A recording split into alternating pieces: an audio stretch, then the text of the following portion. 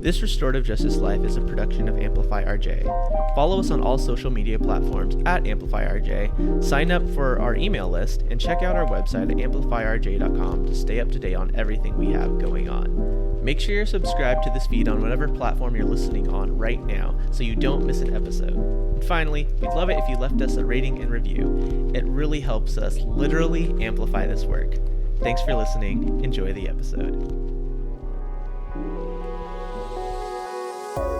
Welcome to This Restorative Justice Life, the podcast that explores how the philosophy, practices, and values of restorative justice apply to our everyday lives.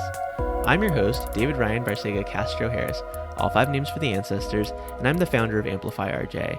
On this podcast, I talk with RJ practitioners, circle keepers, and others doing this work about how this way of being has impacted their lives. Hey folks, I'm your producer, Elise, and I am so excited to welcome Patricia Paz Zamora to our podcast today. Paz is an artist as well as the director for the Boys and Girls Club of San Francisco. She is also a leader in the Chicago movement for restorative justice. Today's podcast will feature conversations on restorative education in the criminal legal system, within families, and so much more. But before we get into this episode, I would like to invite you all to Amplify RJ's first birthday kickback on March 20th from 7 to 9 p.m. Eastern Time. This will be a time to celebrate you and to celebrate all the growth and learning that has occurred over this past year. We also want to give you a chance to give your podcast reflections at tiny.cc/ARJ year 1.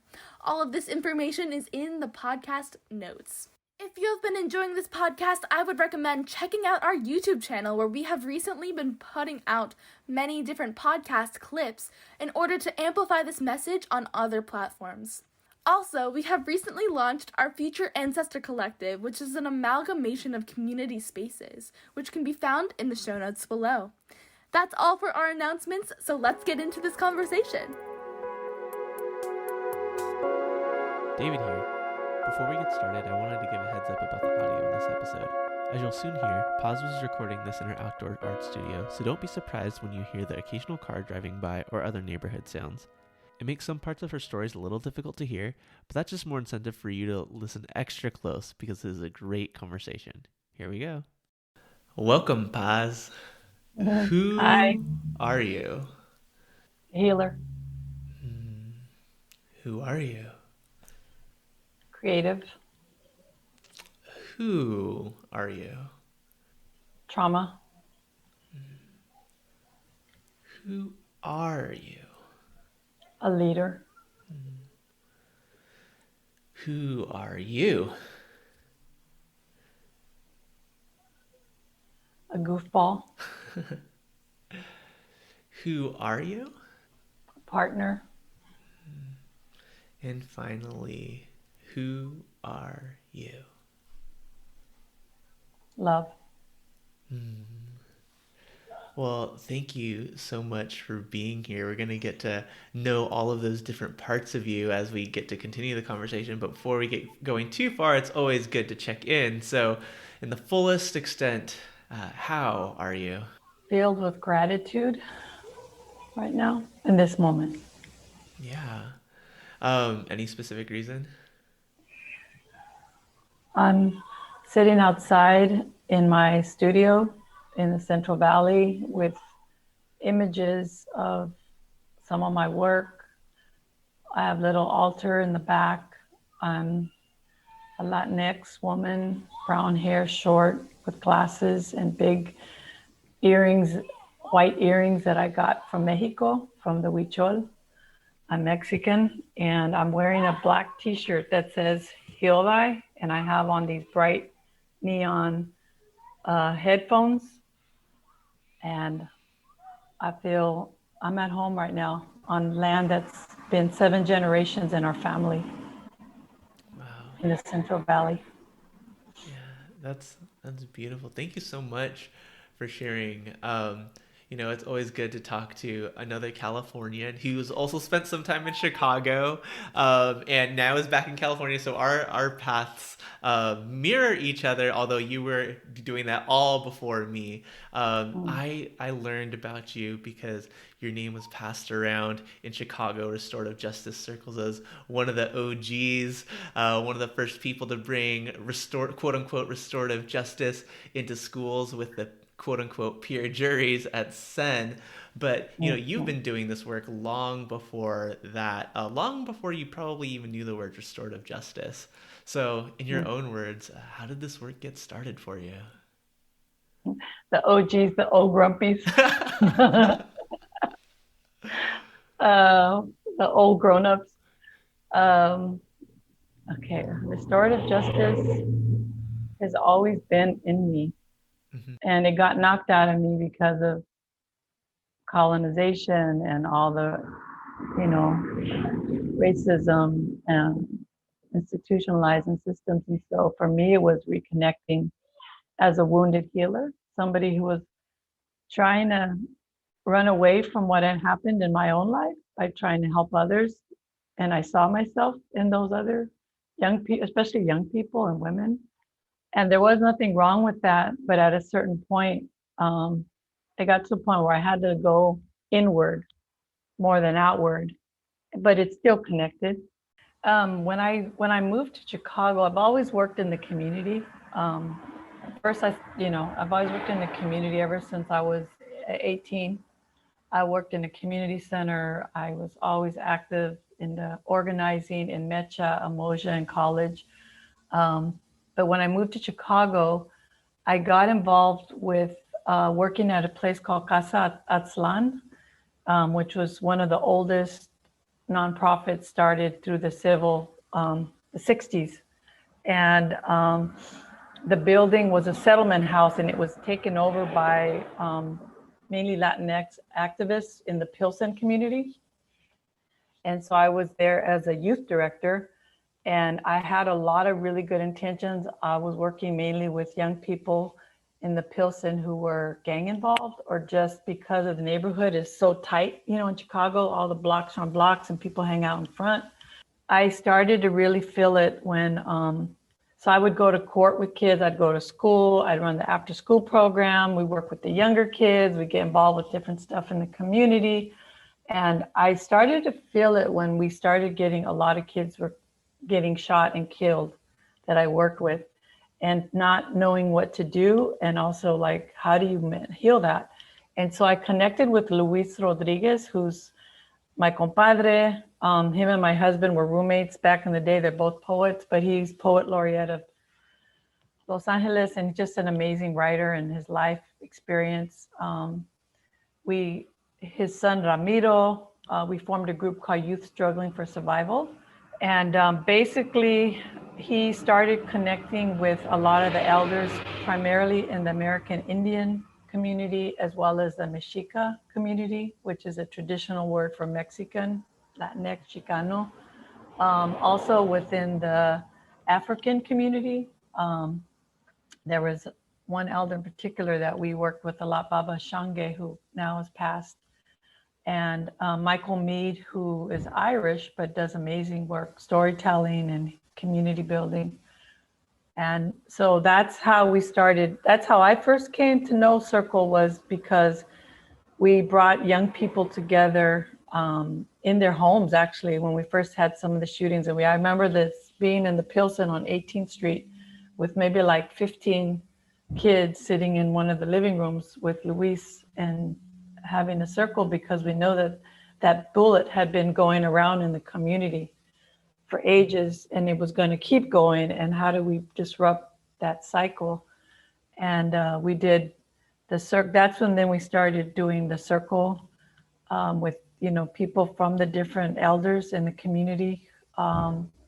Also, we did the sweat lodge ceremony, the temescal, brought together adults and young people around that healing practice, and then also the vision quest, which was done on land in Pine Ridge Reservation. One of the elders who's now passed And I think the last one was we did this event called Red Noise, Ill Noise, and we brought over 100 youth from the Chicago Bay Area to Pine Ridge, and they did, it was like a conference and exchange, and really beautiful, battling, like, you know, the jingle dancers and the hip hop and Brazilian.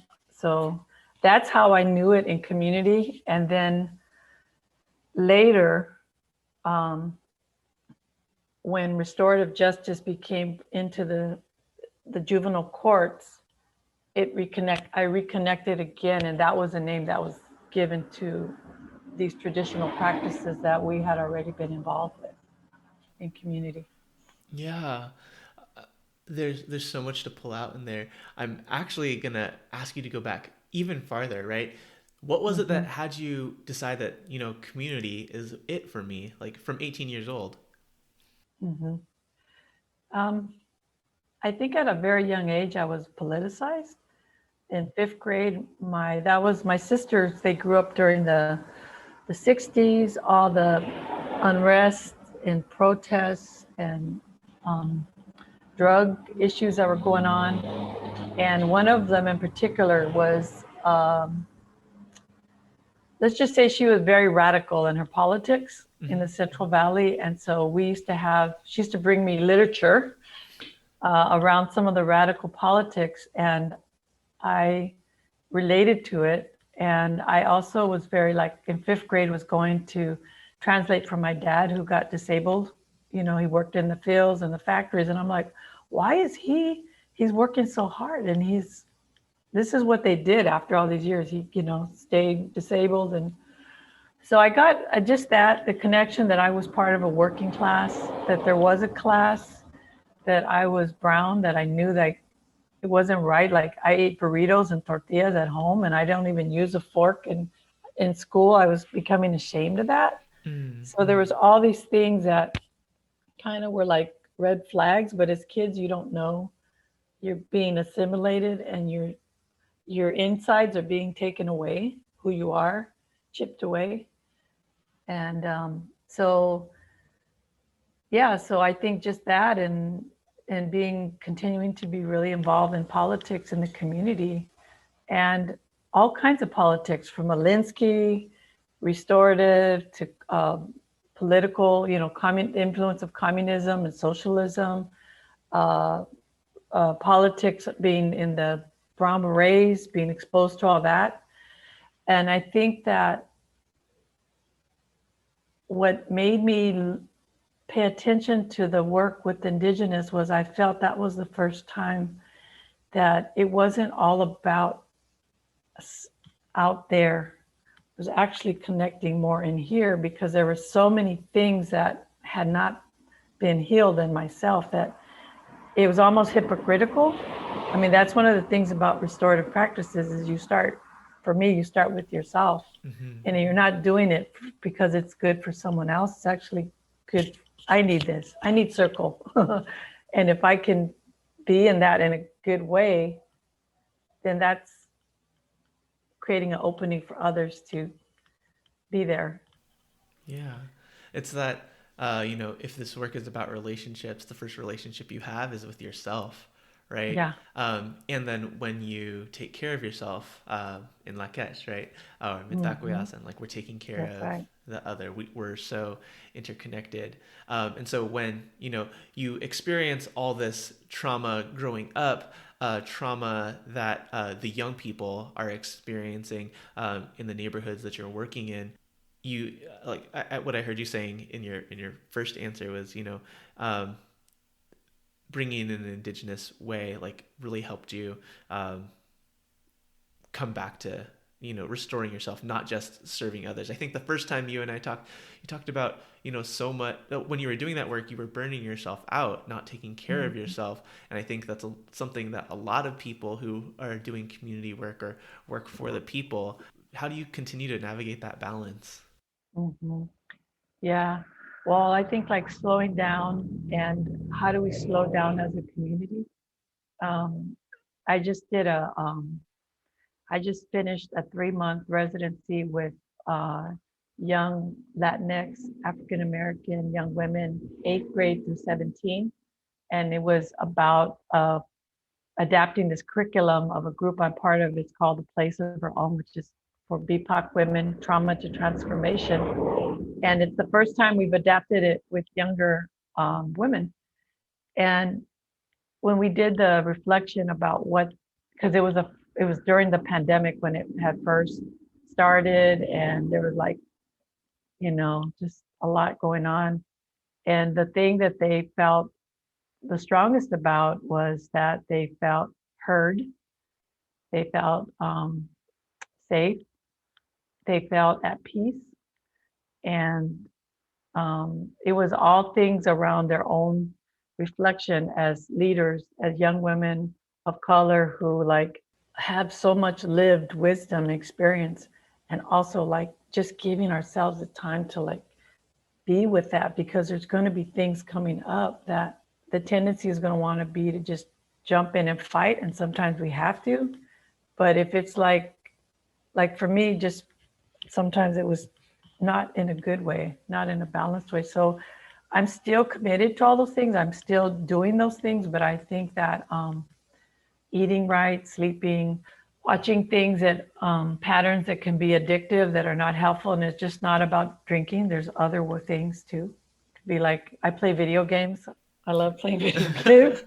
So like, Patricia, what are you doing over here? Is that really the best way to rest? But yeah, I think being aware, slowing down, paying attention, and right now I'm working with the elder, and there's things I do daily that are practices in acknowledging things that are rising up based on old ways, and then releasing it, and it's a practice, and I do it.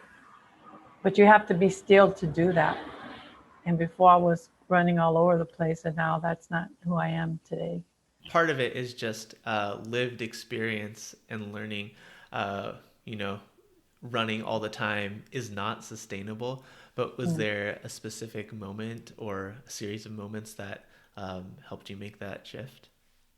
When the pandemic first happened, I think, I decided not to go back to my job that I had for 14 years when I came back to San Francisco, and to take time off and to really go explore my own art, spend time with my mother, spend time with my partner, spend time with my art, spend time with my sisters, helping support them. Yeah.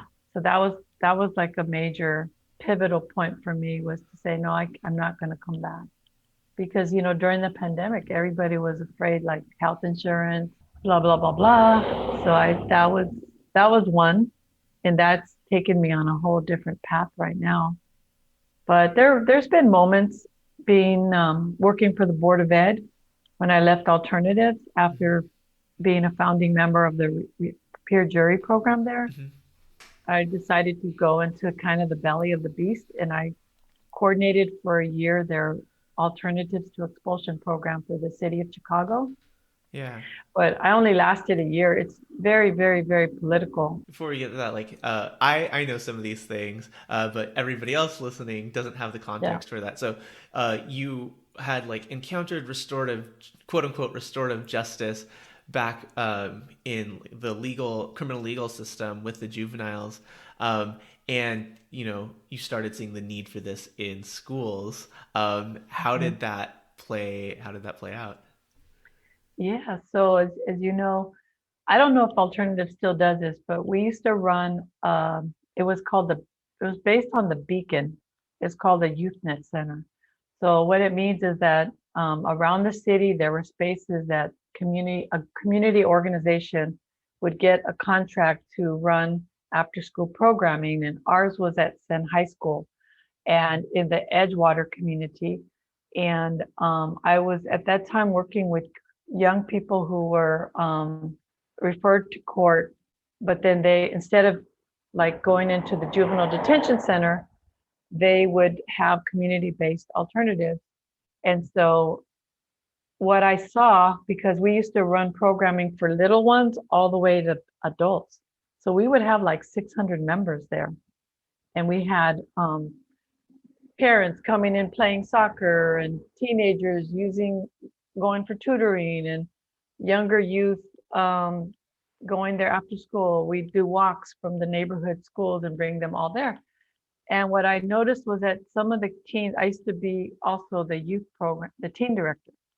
So I got to meet a lot of young people who were doing all kinds of stuff, but the ones especially who were struggling or getting more pushed out, what would happen is they would be suspended from school, and then they would be hanging around after school at school at YouthNet. And I would ask them, like, what's going on, and just talking with them, it was really obvious that if a young person is struggling in school and they're not going to school because they're a young mother, their home life is very unstable, they're more caught up, let's say, with the street life. If you're suspending them for days, they're actually just giving them more chance to get in trouble, because now they don't even have connection with adults in school who care about them. And there's all these punitive things that are being done that don't really connect with the root of like their lives and like what's going on. And so I started talking with some of them, and I ended up going to this conference. It was an international conference, and there was this judge there who was doing the peer jury program in Los Angeles. And so there was models of that developing in Chicago as well. And so I took some of the youth with me, and I asked them, what do you guys think about starting something here at the school where, just listening to your stories, what would it be like if you had other youth to talk to with adult support that could help you maybe figure out another way? And we already had a conflict resolution program at the school, so there was a path there. So I had about a group of about maybe 10 committed youth, and some of them, the youngest one was an 8th grader who was just all over the place, but he was so good. He just he's an 8th grader, but he was like a very dedicated member. And so we just started looking at the videos that were out there. We visited all these other places, and I never heard restorative justice, but I didn't I went to one peer jury, and the youth were all sitting on a stage, and the youth had to come and stand in front of them. And of course it's good to take responsibility, but it was very just kind of mimicking what adults do. Right. But young people power over. It's Yeah. just that my peer has power over me, not that it's an adult. Yeah. So we kept tweaking it, and we said, no, and I would say, how did that make you feel? And if you're going to set something up here at your school, what do you want other students to feel? So we kept morphing it. We did it first where everybody's sitting at a table and the youth would sit there in front of them, and then we made a square, then we got a circle. But when we got restorative practices, it was a good way. We were able to name then, like, this is more aligned. And then we stopped calling it peer jury at some point, because even judging. So it went through, we didn't know what we were doing, but we just kind of knew that we had to kind of listen to what felt right. Where could young people have us help be in space to share what's really going on in their lives? And then what other resources or people could they connect with to help them do what they needed to do? So kind of that's how we got started. And then we started at SEN. And just real quick, the courts were looking for models of like ORA, CJYI, Community Justice, I can't remember. For Youth Institute. Yes. So that they were one example, victim impact panels and peer jury. And so we started going all over the city talking about what we were doing, and we formally adopted restorative practices. And then we got got approached through Chicago Public Schools. Well, the court did, and then they came and talked with us. And we ended up taking it to 24 high schools. And because I was the only staff working at the time, what I did was form an advisory committee. And all these people came on, heavy hitters, all these people who never necessarily had the same approach, but they really wanted to be in the schools because this was like a big opportunity to really get in there and make a difference. So we had an advisory committee, and we would train in the curriculum, but it was very emergent. And then we would add in what other people did. We were like always adapting it. And then and sometimes when we start circle, I mean, we would have like 200 people in circle, in this big circle, opening and closing circle. And we learned a lot. And then there were people who came after me who like took it to a whole nother, Christina, Karen, Sandra, yourself. I'm sure there's many others that evolved it as restorative practices got more known, and we had more practitioners in the community. Yeah, you transitioned out of your role at Alternatives, like you were saying, into like one with Chicago Public Schools specifically, right? And so, and then since then, you've been working primarily with the Boys and Girls Club, and in the Bay Area, right? The restorative justice scene is also very, very active. You've been one of these people who's been bringing this work in for the last 20 years. How have you seen it change and evolve over that time? I think definitely it's more known. And I think that there is more of an awareness now of like one of the whole conversations that I was part of, because I was in circle with other elders, was that we have to acknowledge the roots. And it can't just be this glossed over, like kind of like how some people do around land acknowledgements. It's like, check this box, but let's really like honor and bring those elders into the restorative practice. And so like I think for some reason, okay, let me get back focused again. Sorry, what was the question? It was, how have you seen this work evolve in the last 20 years, specifically in schools, but... Yeah, I think just making sure that we really properly acknowledge the ancestral traditions, and that it cannot be just checking the box, because we are still alive and we are still here. And for me, it was very important for young people to know, like, and for me to know that when we acknowledge these ancestors, we're part of those ancestors.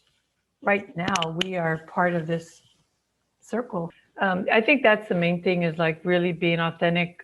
It's just like, even sometimes things come out of like crisis. And I think the schools were really in crisis. Chicago Public Schools was like under the heat because so many young people, especially Black youth, were being pushed out, and they had to have another way. But would they have done it on their own if it wouldn't have been under so much heat? Maybe yes, maybe no, maybe to what extent. But I think more people are there for the right reasons. And to me, this is not a program, it's a way of life for many. And also, it's not about, like, I do this with my own family, and it's not about funding. It doesn't take any funding to be restorative. But we do need training and we do need programs, but I sometimes get afraid of it becoming also very,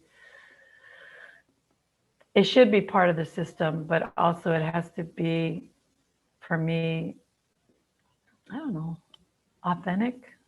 I don't know, maybe if that's being too judgmental. I mean, whether or not it is, we'll let the listener decide, right? Yeah. But I think one of the things in there is that, as you're talking about this being a way of being, about restorative justice or our ancestral values of interconnection, right? I love that. Taking care of each other. That's a way of being that is in direct opposition to the construction of public schooling and schooling in general, making a difference between like education and learning and schooling, right? And so schooling asks for programs to do to these bad, quote unquote, bad kids, right, to fix Yes. them. And actually, in my conversation with Sandra, I shared something that like I don't think I had put together in my head before. Like there are some people who come to this work from a perspective of like these are our ancestral ways. Let's live these values and take them with us wherever we go. And there are people who identify like there's something wrong with this white supremacist, racist system, and like what is the practice that we can use to fix it, right? There's not a practice to use to fix this when this is all wrong. We need Yeah. to embody this way of being, and like that way of being is actually going to break this system if we do it right, if we do it well. And I love that. I love that. I I just want to say I love that. And please keep going. And I just want to add in, it's not a magic wand. There's a no. lot of other systemic work. Yeah, but I just wanted to throw that in there as you were sharing. Yeah, no, because as you were saying, like doing this work within your, just even within yourself and within your family, that's hard work. When you Mm-hmm. try to bring it to a classroom, right, of 30 people or a school staff of 30, 40, 50 people, it's even more challenging. And so to say, like, hey, we have this peer jury program where the bad kids get their problems worked out. And the rest of the school hasn't embraced this way of like proactively building relationships and taking care of each other, we're not going to get to the results that we wanted. Just because you sit in a circle passing a talking piece doesn't mean you're acknowledging the people around you for their full humanity, right? And really Yes. doing what's best. And that you're right, that doesn't take money. It takes time and intention. And I think one of the things that gets in the way of people giving that time and intention is the way that we've been socialized to value uh, like productivity and results over the people and the process. And now I'm just calling back to like the conversation with Tema Oken talking about characteristics of white supremacy culture, but it's all here. I love that. And actually, I don't also want to minimize resources and funding. Mm-hmm. There should like there's so many police at that time that were in the Chicago public schools and not you know I'm not gonna, but why won't they have fully trained circle keepers Mm-hmm. and people paid to do that? You know, that there has to be an investment in these type of resources in ways because those other investments in the prison system and so forth. So I'm not also saying there shouldn't be resources and priority given to these other healing systems have to Mm-hmm. be created. Yeah, I think like you're right, like not to minimize the funding at all. And when we're saying it takes time and intention, part of that intention is like instead of funding a salary for an SRO, we're going to fund a salary for another counselor, another person who can provide healthcare. Like we need to supplement our food program because kids coming to school hungry like aren't going to be in the best mood, and so when somebody snaps at them, they're a whole lot like more likely to snap back. There are all these other ways that resources can be channeled intentionally, meeting the needs of folks, not just keeping property safe, right? Right, that's right. I well said. I love listening to you talk. It's like it really makes sense, and I love the language that I'm learning from you in terms of just the expression. It's really appreciated. So I just wanted to share that. Thank you. Well, Yeah, thank you. It's a yeah, gift to have these conversations with you and others that continue to challenge me and help me think. And then we get to share them with other people. yeah. And so thank you for being a part of this as well. So you've been doing this work in schools, and then like you moved out of Chicago. I don't know how much you want to get into the politics of what was going on in there, and to San Francisco, working with a Boys and Girls Club, largely doing this work through art. Mhm. Um, why the transition, and what did that look like? Yeah. So I left. I left alternative. I was at alternatives for 10 years working with the restorative justice. We actually have founded a restorative justice department and really continue to build on that. And then I got this opportunity to apply for this position with Chicago Public Schools, and it was in the alternatives to expulsion, where it's the program right before youth get expelled. Mm-hmm. They do community service, it's character based education program, and then they have the alternative high schools where young people would go and then they would come back to their home school.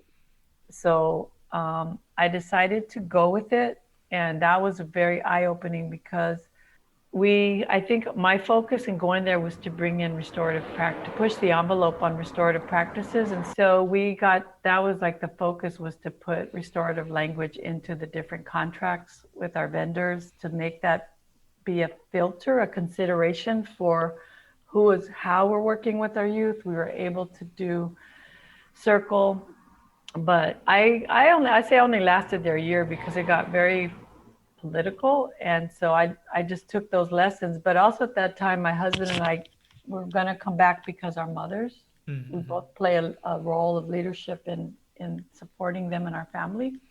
So came here, was a club director for 4 years in the Tenderloin. I don't know if you're familiar with Tenderloin. No. But they call it the containment zone in San Francisco. It's kind of like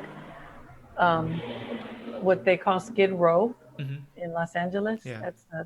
I'm putting that in air quotes. And I remember being interviewed and walking from downtown, because it's right downtown. It's like the fancy smancy buildings, and then all of a sudden you're like, what the hell? What is going on? And so I remember walking into Tenderloin, and there's like people laid out on the street, people open air market, drugs, just people in pain, just out there on the streets, right? Doing whatever. And that's the first club I was at. And it was a little tiny club. It was on the storefront of a Mercy Housing, which is all affordable housing. And I remember walking, and I'm like, oh. And so that's where I became club director. And I worked there for 10 years in that community. And I loved it because it was some of the most vulnerable communities in the sense of like elderly. There were so many kids there. People who were trying to stay clean, people who were using, people who were homeless, all kinds of, different community members. It's just all different, very, very diverse, ethnically, gender, lived experience. And so that was where I got to be club director. And I knew I wanted to bring in restorative practices, but I didn't want to push it because a lot of that time, energy in Chicago was really pushing for it to happen. Mm-hmm. And we rewrote the school district code in Chicago Public Schools to preclude restorative languages after 10 years. But that was not the energy I wanted to do. That was kind of a healing moment. So what I did was, with my own team that was there, the first week I started, we called it the secret room. And it was on the second floor over the teen center. And I just told them, bring pictures of people that you love, bring things I want to know about you. And so we would sit in the afternoons and we would be in circle, and people would, we have our opening and we'd share and we would talk. We did that for a week. And then I said, this is something that's really important to me that I want to bring. It's going to be part of who I am. And I want you to understand it. But I know it's not the only way that we can get connected, and respecting other ways, traditions that you will bring. And so we did Recircle, and we kept bringing it in little ways until we actually ended up winning a national award in Boys and Girls Club of America for that process. It was called the Circle. They called it something else, but basically it was using this circle. Like even small things, like when the kids, we would gather them every day for a community meeting.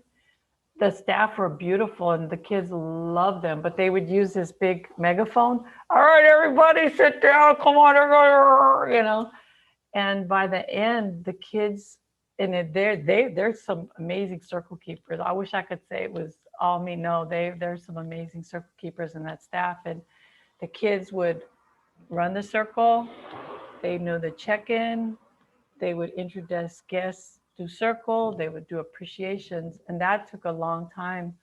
But that's how. And then I felt that by modeling it, that was the best way to encourage other people to try it on and to learn, because we're all circle keepers. We just don't call ourselves that, but we all have elements of how we build community that can be enhanced through circle work.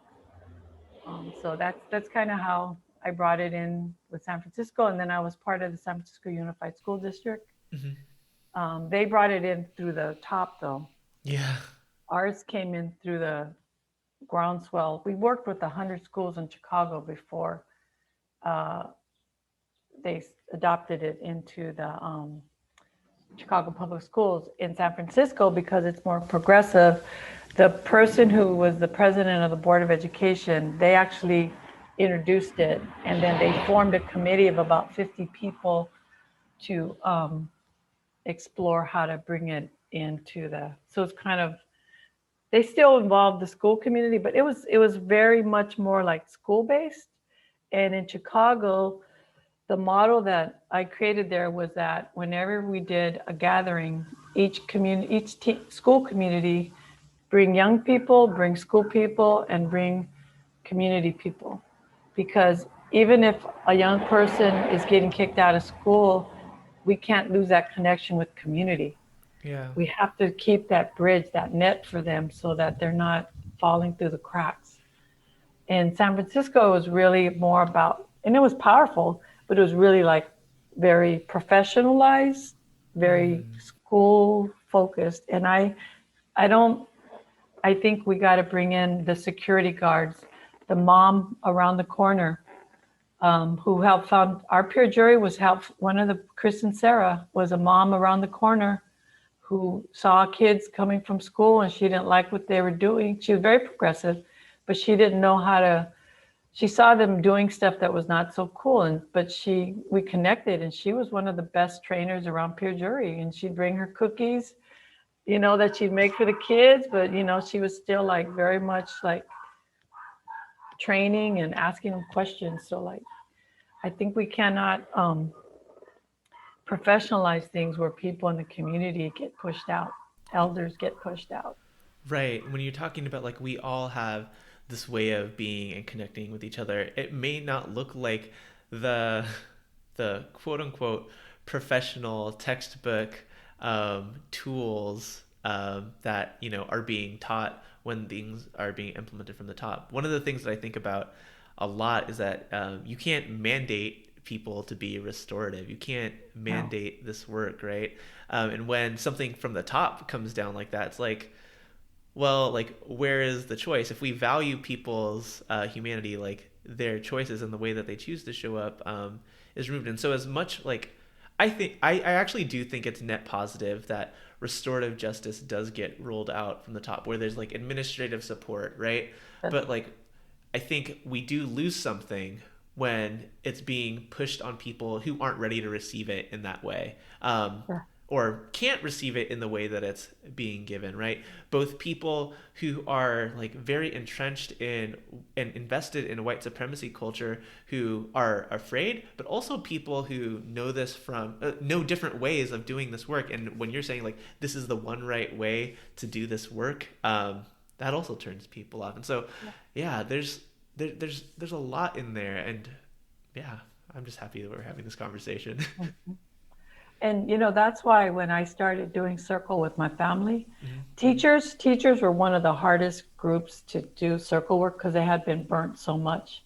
And they, like you said, they had so much stuff pushed from on high. Yeah. And I think with restorative practices, it's actually infused. It should come from the bottom, the side, underneath, on top.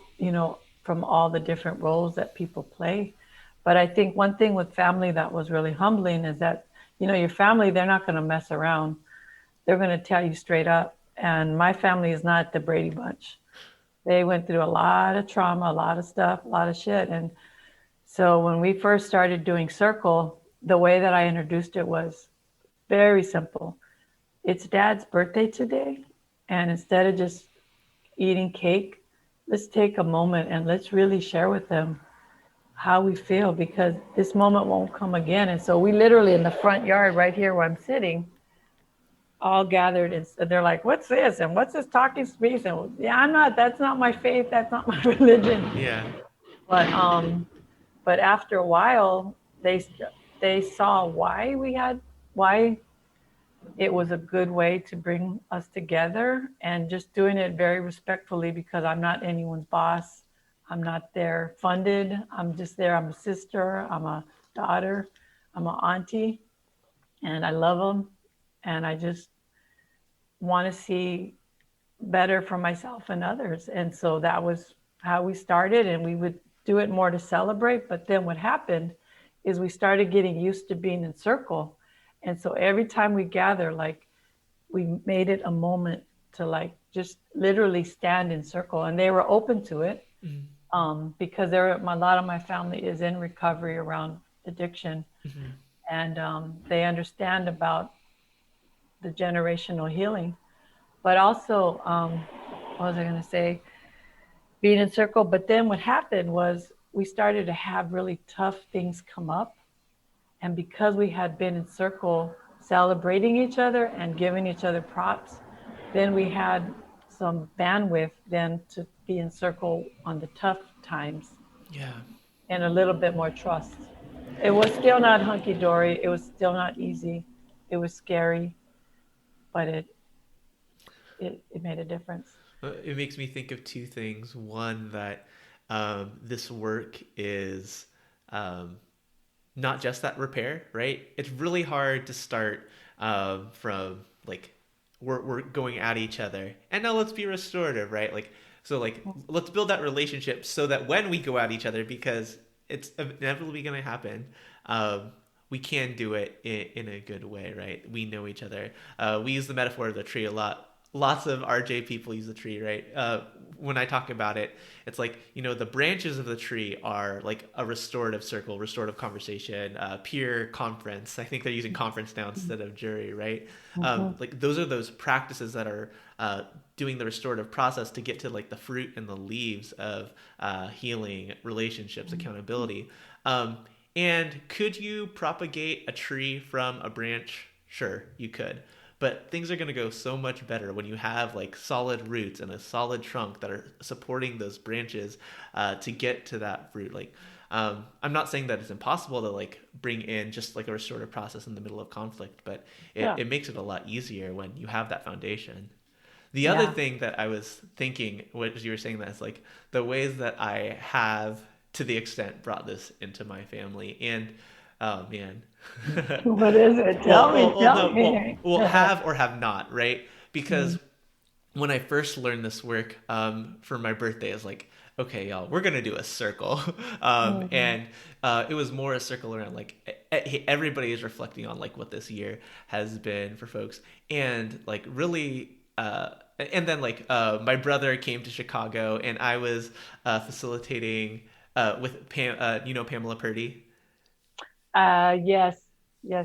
Not well, though. Not Yeah. well. So she had worked with Cheryl and Aura, right? So I was doing a circle training with her, and I was like, yo, bro, you gotta come and see this. And so, he participated, and so, like, my family knows what I do, but, like, as far as bringing it into our practices, that's been tough. And I think, without going into, like, too many details for everybody in the world to listen to, I think there's something around, like, not being emotionally vulnerable, not being used to being emotionally vulnerable. I think my parents did a good job of preparing us to be, like, quote unquote self-sufficient, but part of that is, like, not needing to rely on anybody else. And so that's a challenge for me. Oh, I hear you. I was scared. I remember I was so scared, but I was like, you'd be surprised what people are crying. They really, sometimes there's this hungering. Like I remember my dad actually broke the first circle we had. He broke down and cried. Mm-hmm. And he said, but I don't know what was in his brain. He didn't, he went to second grade. He was like very violent growing up with my family. But he was a hard worker. He had been through a lot. But there was something about sitting down there with, I think because he saw so much hurt come out of things, he wanted something better, but he just didn't know how. So he sat, and when he did it, then everybody else was like, oh, okay, well, grandpa can cry and show, but it's not going to be rosy posy. And we've had some really tough ones and times. But I think it's been worth it because we've discussed addiction. We've talked about caregiving, transition, all kinds of things. It's given a space now to be able to do that. That's really interesting. Like, you know how you're saying, like, it's not going to be all rosy, sunshine, Yeah. roses, peaches, and cream. Um, when I curate training experiences, right, learning experiences for folks, we do make it like because people have come to the space with intention, there are Yeah. so many good feelings. And I'm just now reflecting on like how do we make sure that people are equipped to like do this with people who like didn't all come to this space to like Right. get all connected, right? There are advantages and disadvantages to living in the world that we're in now, right? We can learn anything with a couple taps on our phone, right? We can learn like some of the basics things. But when you're talking about learning a way of being, when indigenous people, our ancestors, used these practices, it was integrated into like all aspects of their daily lives. And now we have like a specific time. It's like, okay, now we're living in circle. Now it's circle time, right? Now this is the time where we get to be vulnerable, share, and be interconnected. And then as soon as we leave the space, we're navigating a world that is disconnected, individualistic, and all that. And so it really is such a challenge to bring that circle way of being into all of your interactions. And like you're saying, it's not a magic wand. It's not all No. roses. It's No. it's hard work that you need community support for. Yeah. And one thing, there was an elder one time when we were in the lodge, the sweat lodge. I don't know if you've ever gone in. And so they say actually the lodge starts when we leave. When we leave the lodge is when the lodge starts. And it made me think about circle because actually this, the circle always started for me just as much when I'm not in circle, because that's where it gets tough, when I want to uh, gossip, when I want to do things in the old way, when I want to beat up on myself and not be authentic, whatever it might be, make choices that might not be. So, like that circle work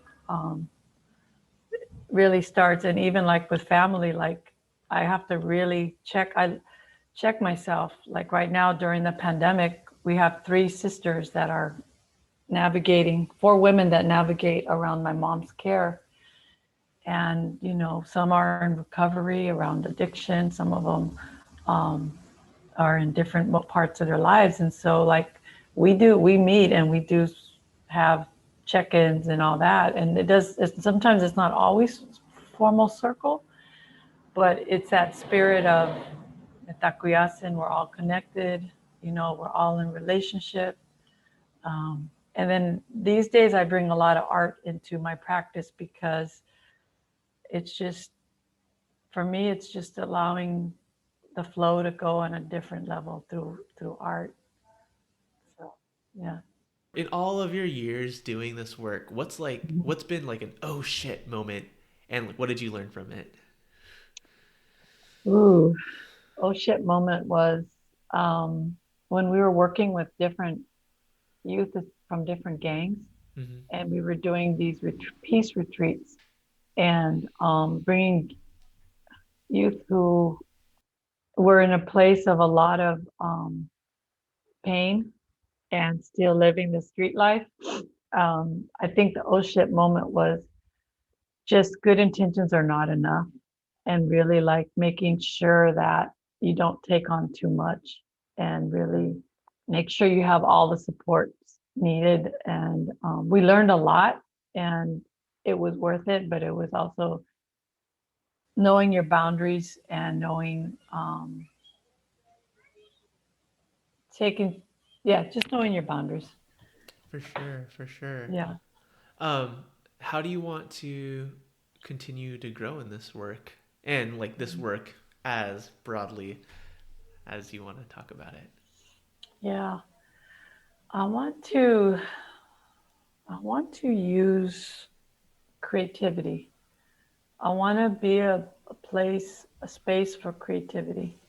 I want to hold space for creative healing, creative connection.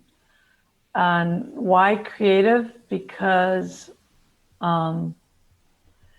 there's so many things that can be done differently, but unless we see that possibility, sometimes we just keep doing things the same old way, like the saying goes, and you expect different results.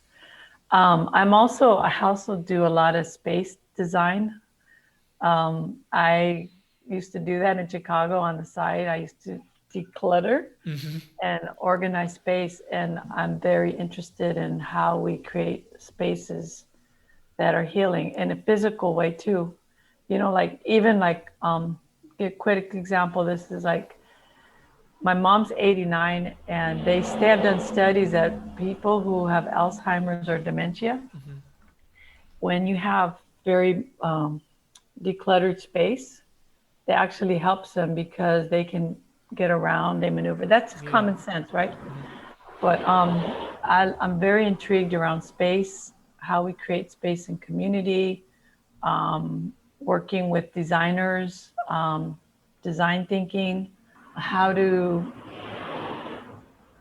how we transform from the inside out, and then don't stop there.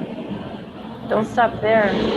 Like, why can't we transform communities that are, this is already happening, that are not just based on you got to drive your car, or you don't never know your neighbor, or you have all these fences.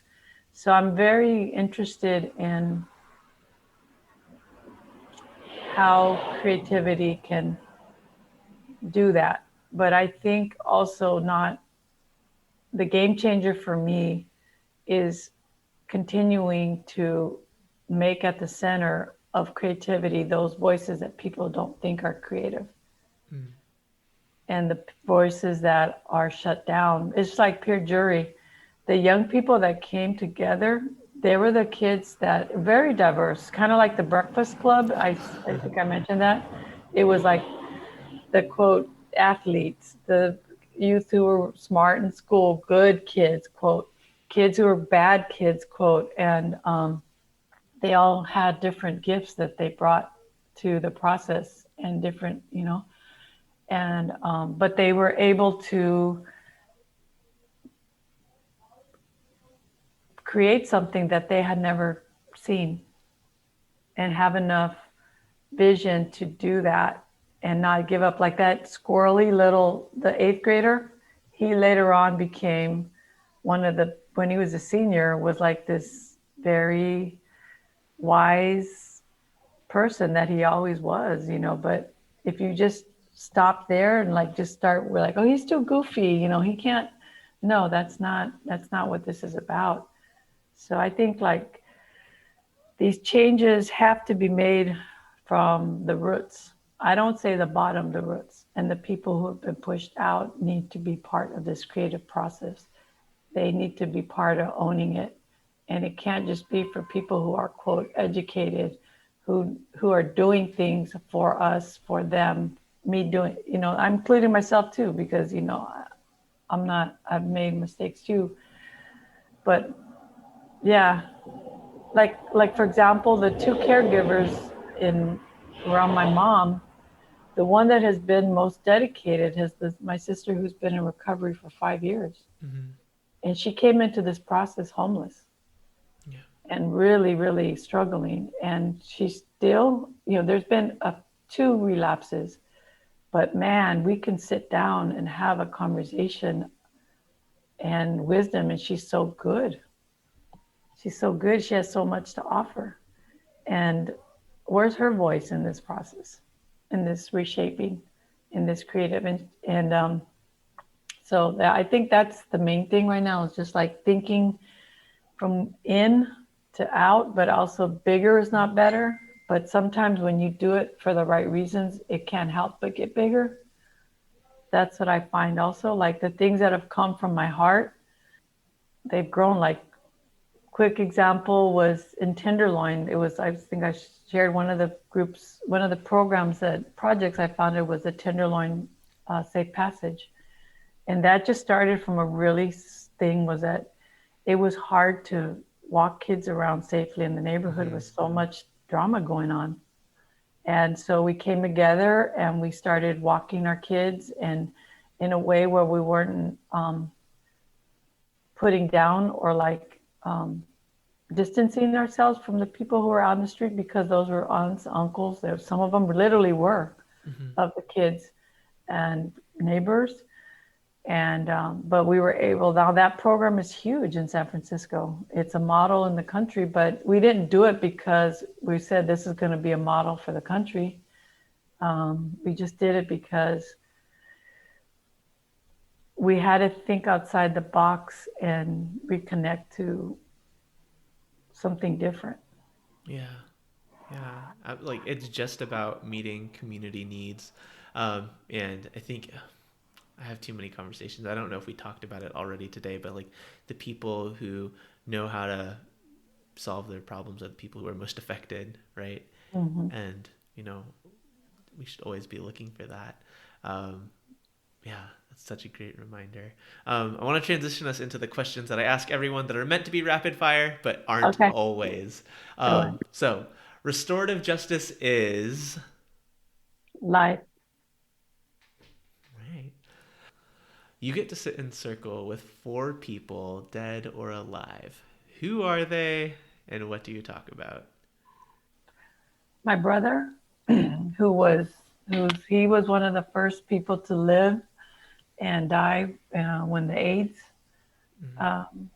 pandemic, or the AIDS was happening in San Francisco. Very active. He was an artist, also very active in the community.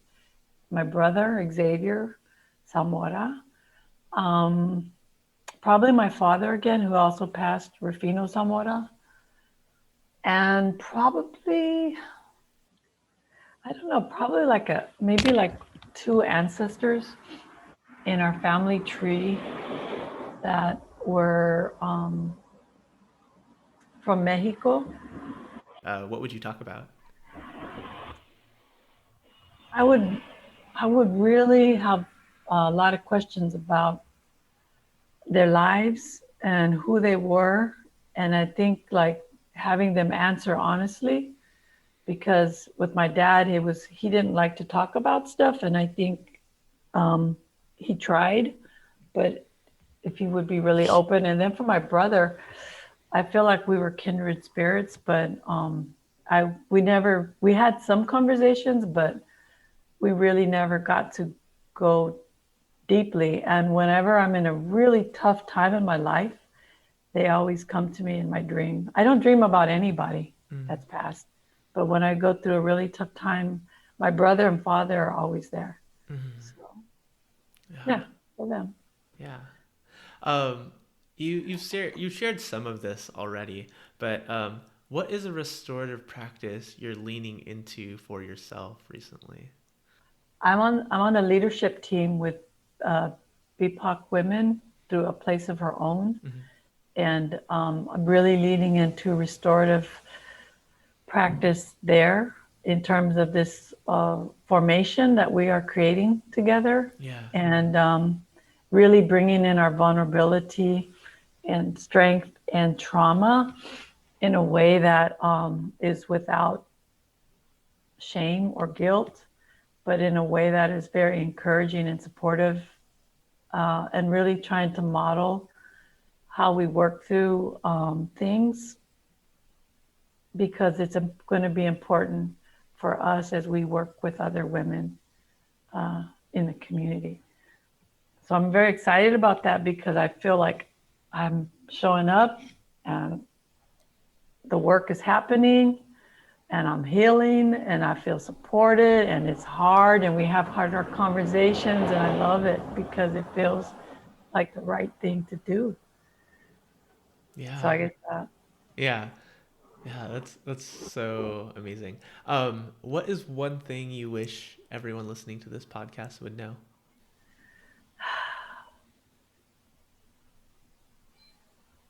That you are loved, that you really are loved, and to find that source of your 100%. Like, this is my pillow I have. People can't see it. But this was my affirmation in place. It says 100 in buttons. But I did this with my great niece, helped me sew these buttons on. And we had a conversation about what it meant to be 100. And I know everybody says 100, but really, that don't forget your 100%, and because that gets taken away. And then when we start believing that hurt, then hurting out, and just remembering that you are loved, you are loved, you are loved. And how do we embody it? Fania Davis actually spoke this the other day. She was speaking at a National Day of Healing, and she just said, in the work that we're coming up with, we have to truly be about what we're wanting to see in the world. And it's just not Fania, there's, be the change you want to see. Absolutely. Speaking of Fania, Yeah. Who's one person I should have on this podcast? And, help me out. Yeah. So wait, you're gonna edit this, right? Sometimes I leave it in so the universe can do it. Can do it. But I can take it out if you want me to. Okay. So yeah, let's say I think Fania Davis, and I sent out an email, Fania. I don't know if it's your right email, but connecting you with David because he's doing amazing work, and it would be great to hear your wisdom and have you all meet. So I hope that this will get to you. And also, I was participating in the National Day of Healing through RJ, Restorative Justice for Open Youth. And I got to hear and meet some of the other facilitators. So I'm going to connect them with David as well. You might already be connected to some of the members right now who are leading RJ. Yeah. But they definitely know where to find you, Fania, and we would love to hear from you. So, yeah. Yes. Thank you. Thank you so much. It's been put out. Yes. And then finally, how and where can people support you, your work, in the ways that you want to be supported? Yeah. Well, I'm still working on one place you can see some more of my work is A Place of Her Own, artist talk, and different exhibits, work that we're doing. I'm also working on my own. You can find me at Patricia A. Zamora, LinkedIn, and you can contact me there, message me about any collaborative efforts and work that you're doing. And I'm still working on my own website, so I don't have anything specific to share at the moment, but those are two good places to start. Awesome. And we'll have those linked in the description for folks. It was really so great to reconnect with you. I know we just connected a couple weeks ago after my conversation with Sandra, but it is just so good to, get to know you more and be in space. And thank you so much for sharing your stories and your wisdom with all of us. Thank you. Thank you, David. All right. Everybody else, we'll talk to you next week. Take care until then. Elise here. Here are some things that I've pulled away from this episode today. One thought that really stuck with me was the idea of why we do restorative justice. Paz brought up the idea that bigger isn't always better, and that the goal of making things big can often be counterproductive to the actual reasons of why we do restorative justice. Restorative justice is a lifestyle. Restorative justice comes from passion. And with that passion, it can become bigger and can become a bigger initiative, but it needs to start from passion. What got you interested in restorative justice, and how are you keeping that passion alive? Another thing that she mentioned was that sometimes people aren't ready for restorative justice. How can we introduce restorative justice to those who are not quite ready? Thank you so much for listening today, and just a reminder about our announcements. We have launched our Future Ancestors Collective. We are having our first birthday kickback, and please go check out our YouTube channel. All of the information is in the show notes below, and thank you so much for tuning in this week. I'll see you next week. Like what you heard? Please subscribe, rate, review, and share this podcast on whatever platform you're using right now. It really helps us further amplify this work. You can also support us by following us on our social platforms, signing up for our email list, rocking our new merch, joining our Patreon, or signing up for a workshop. So many options! Links to everything in the show notes and on our website, amplifyrj.com. Thanks so much for listening. We'll talk to you next week.